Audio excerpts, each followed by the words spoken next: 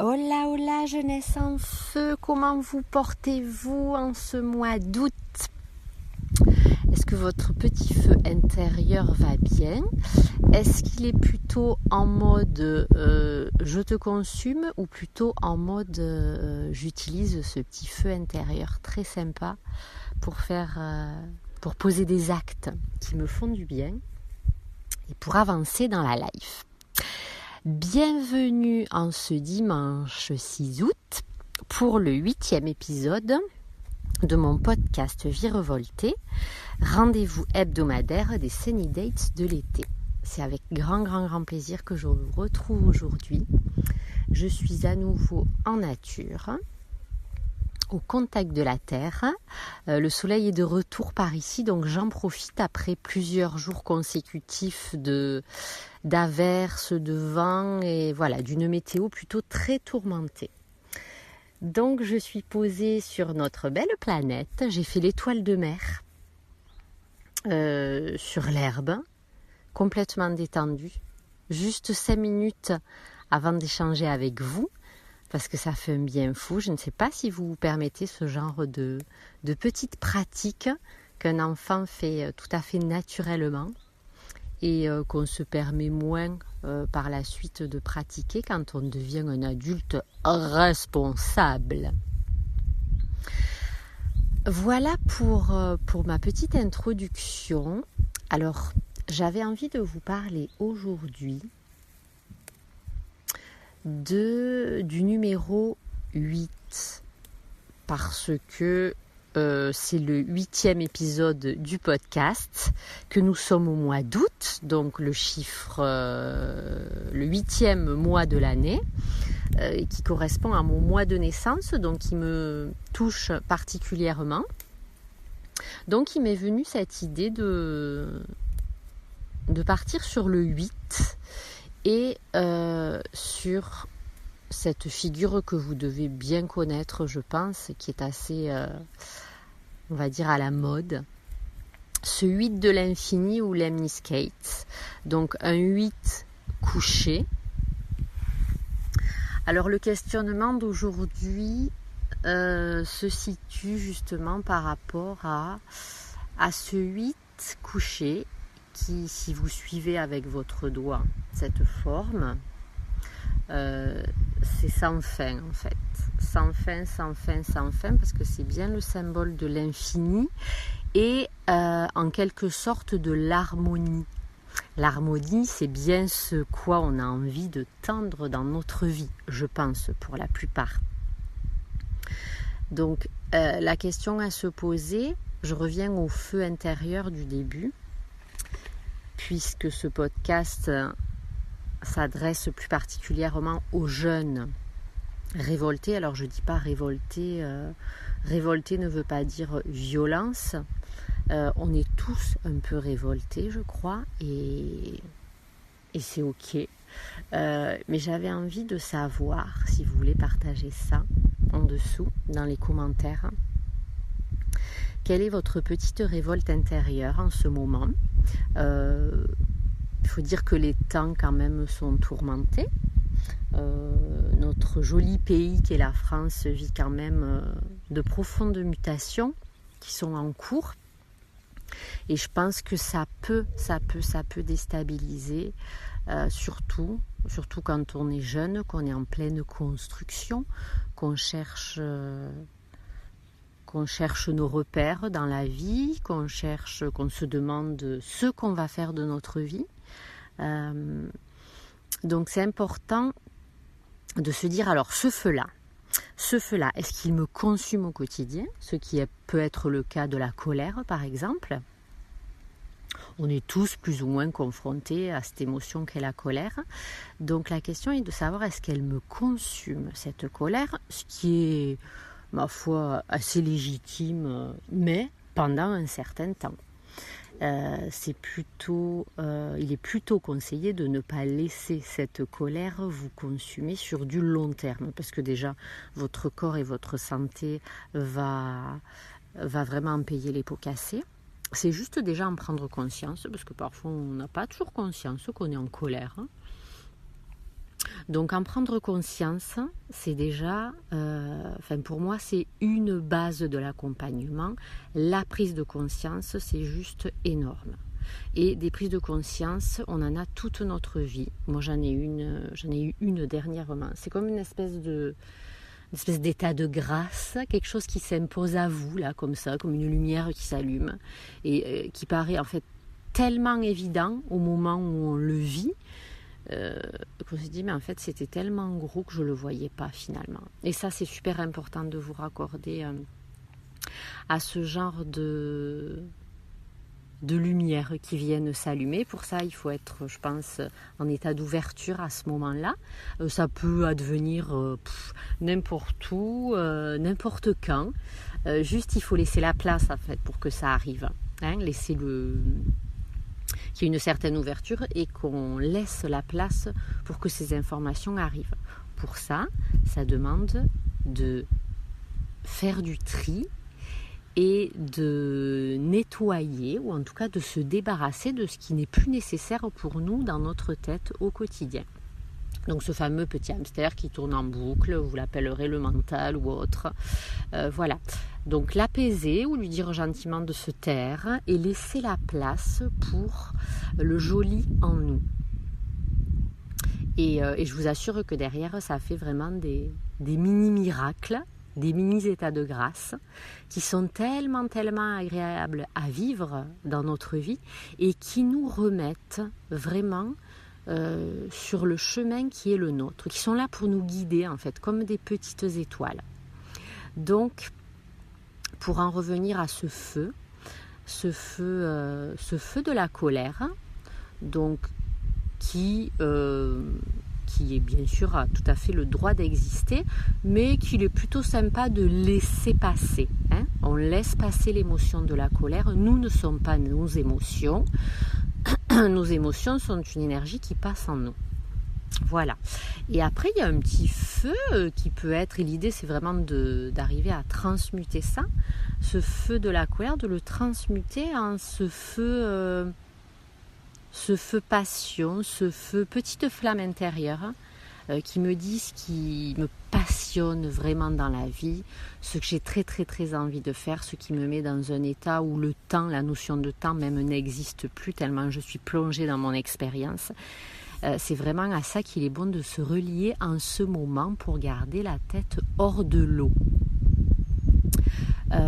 Donc je vous conseille vivement de vous connecter à ces activités qui vous font un bien fou et dans lesquelles vous êtes complètement vous. Alors ça peut être vraiment très diversifié, ça peut toucher tous les domaines, ça peut être danser, ça peut être écouter de la musique, ça peut être jardiner, cuisiner, lire un bouquin, et vous verrez que c'est souvent dans ces moments-là où on lâche complètement le mental et où on est à fond dans ce qu'on fait, que là, il peut y avoir ces petits états de grâce qui viennent nous percuter, mais gentiment. Voilà, donc cette petite flamme intérieure, elle est quand même... elle est extraordinaire, et quand on prend soin d'elle, quand on prend soin de la regarder déjà, et de lui dire c'est cool que tu sois là, et puis d'en prendre soin comme on prend soin d'un feu pour ne pas qu'il s'éteigne, c'est vraiment... j'ai envie de dire que ce serait idéalement notre mission quotidienne de prendre soin de nous et de notre petite flamme intérieure. Donc ma question est la suivante: est-ce que vous prenez soin de votre petite flamme intérieure? Voilà, et pour en revenir à donc ce signe de l'infini, l'infini pour moi donc c'est l'harmonie, c'est ce qu'on peut appeler avec le mot anglais le flow. C'est donc ça renvoie vraiment à cet état de grâce dont je vous parle. Donc je pense qu'en fait notre but ultime dans la vie, c'est de suivre ce mouvement du 8 couché qui est ma foi plutôt très agréable, que j'ai pu pratiquer moi ces derniers jours lors d'une séance de relaxation. Donc là j'ai mobilisé mon corps, donc avec un balancement genou fléchi, un coup à droite, un coup à gauche.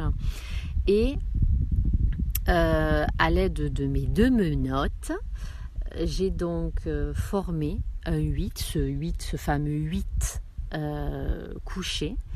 Voilà, j'ai dessiné dans l'air avec mes mains ce 8 tout en créant ce balancement de droite et de gauche. Alors ça, c'est un exercice qui peut paraître tout à fait, voilà, ça mange pas de pain. Mais si, je pense qu'il est très important de mobiliser notre corps pour pouvoir avancer dans nos actions au quotidien, parce qu'il est capital d'entendre que c'est à travers l'action qu'on avance dans la vie. Alors, bien sûr qu'il est important aussi de prendre des temps de pause, d'introspection quand on sent que c'est nécessaire. Il y a des moments dans la vie où on n'a pas envie de se mettre en action, où on est plutôt en mode pause. Et il y a aussi des moments où il est important de mobiliser son corps de la même façon qu'au quotidien.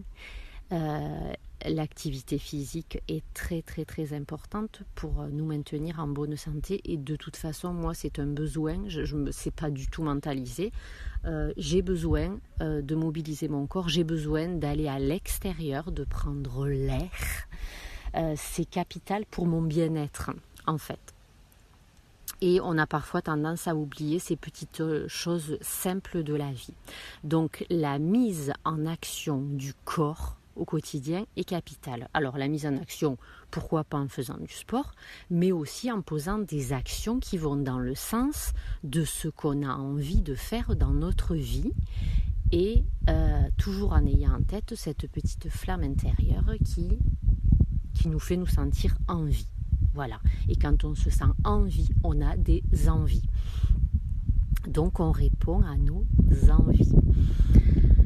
Voilà pour cette mise en action. Alors c'est vraiment pour moi un point très important, c'est le point numéro 1, et je peux vous en témoigner parce que tout ce dont je vous témoigne ici, c'est des choses que je vis, soit à travers l'accompagnement des personnes que je peux suivre, soit c'est par rapport à ce que moi je peux vivre dans ma vie ou dans mon corps. Et la mise en action, je vous le dis, est capitale. Alors, mise en action qui, sans attente de résultats, qui donne des résultats qui sont fidèles à ceux qu'on a envie qu'il arrive ou pas. Tout est expérience dans la vie. Voilà, on ne se met pas la pression avec ça. L'idée n'est pas de se mettre une pression supplémentaire en se disant je me mets en action pour aller vers ça et il faut absolument un résultat. Non, alors quand le résultat est là, bien sûr, c'est plutôt sympa. Et s'il n'est pas là, c'est qu'il faut légèrement modifier la trajectoire et réessayer encore et encore, expérimenter. On est venu là pour ça, pour vivre des expériences. Voilà, parce qu'on a tendance, et moi la première, à être parfois beaucoup dans sa tête. Voilà, on a plein de projets, on a plein d'idées, mais qui restent bien au chaud dans sa tête. Sauf que quand ça reste bien au chaud dans la tête, il ne se passe rien dans la matière. Parce que si on ne se met pas en action dans la matière, automatiquement, il y a peu de chances d'avoir des résultats et surtout une connexion à nos projets futurs. Voilà. Donc, le mot du jour, c'est essayer de trouver en fait ce flow, cette mise en action continue, ce 8. Voyez, est-ce que vous visualisez bien ce 8 ? Essayez de visualiser en fait comme si vous posiez votre doigt sur le trait de ce 8 couché et de le suivre comme ça et de se laisser porter par ce flow en fait. C'est vraiment ça. Et si vous le faites avec votre corps, comme l'exercice précédent que je vous ai expliqué, vous verrez que vous êtes dans une espèce de... Comment dirais-je ?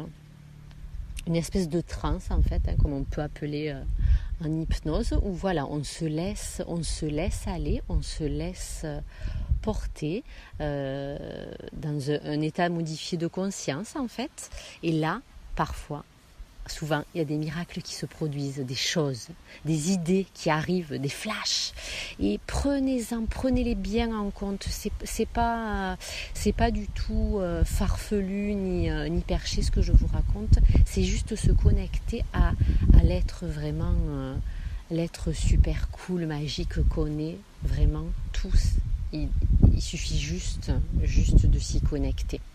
Vraiment, faites l'expérience, si vous en doutez, faites l'expérience, pratiquez-la régulièrement parce que c'est la régularité qui fait que le comportement va s'installer progressivement et que vous allez pouvoir y prendre du plaisir et que vous allez pouvoir voir ce que ça donne réellement dans la matière et dans votre corps.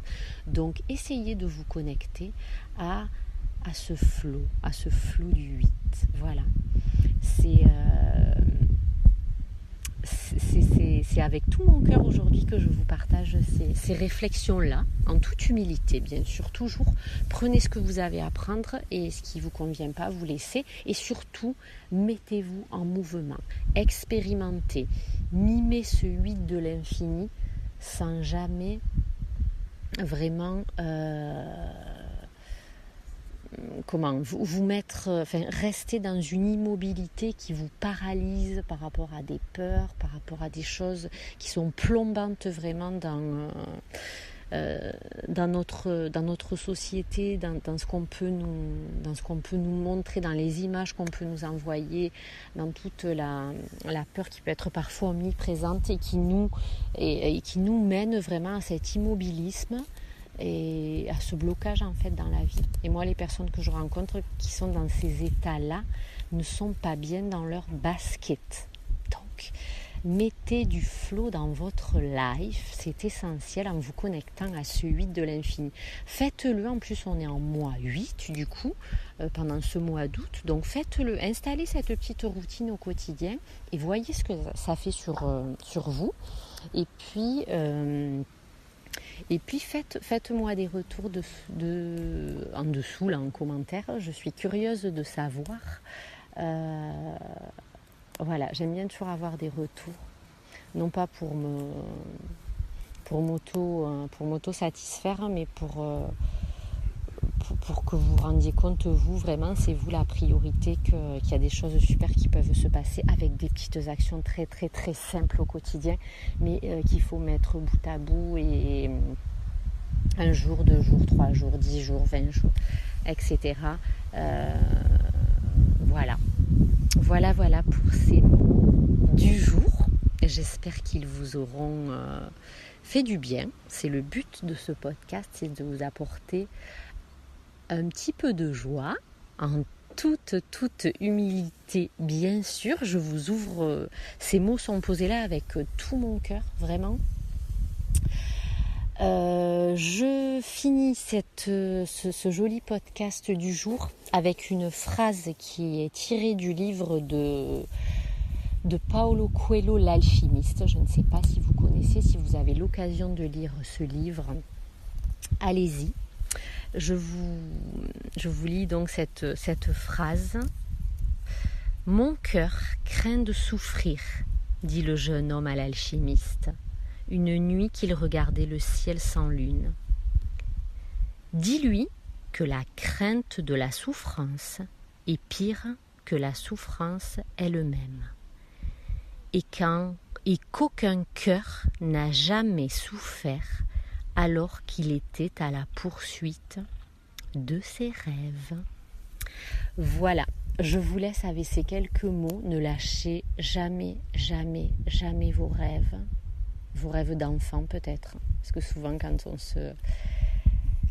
se relie à ses rêves d'enfant, il y a des petites choses qui soudain s'allument et parfois qui deviennent de très très très très très très grandes lumières et de très beaux projets. Donc n'oubliez pas de vous connecter à vos rêves, ne les lâchez jamais et votre flamme restera toujours vive. Voilà. Je vous souhaite une belle semaine à venir et je vous embrasse à distance avec le cœur grand ouvert. Voilà. Allez, à très bientôt, dimanche prochain du coup. Allez,